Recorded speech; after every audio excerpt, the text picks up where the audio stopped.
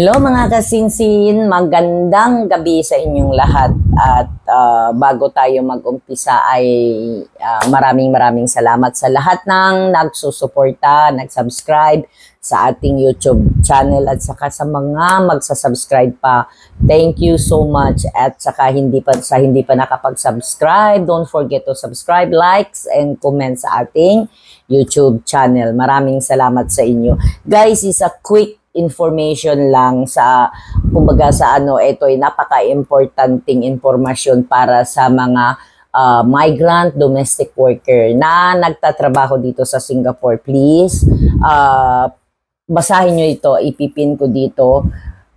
Ito lang, ipipin ko lang dyan yung pinaka main news dito sa Singapore na nakalalabas lang. So please iwasan nyo to guys, iwasan yung magtrabaho dito, mag part-time, extra part-time sa hindi naka-address sa work permit nyo kasi bawal talaga guys. Pag nahuli kayo, makukulong kayo, mapipinalty pa kayo.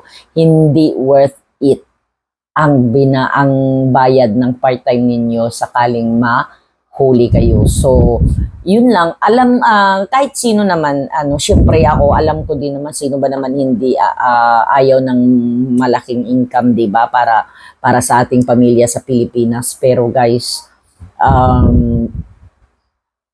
hindi din naman worth it kasi buti lang kung hindi ka pagka minalas-malas ka pa, nahuli ka pa, magpe-penalty ka pa, makukulong ka pa, madideport ka pa, lalo ka mawalan ng trabaho. So, yun lang, basta gawin nyo lang yung kung ang nararapat, i-follow na lang natin yung rules, ang law ng Singapore, para sa ganun ituloy-tuloy yung trabaho, tuloy-tuloy yung income natin, tuloy-tuloy yung kita natin.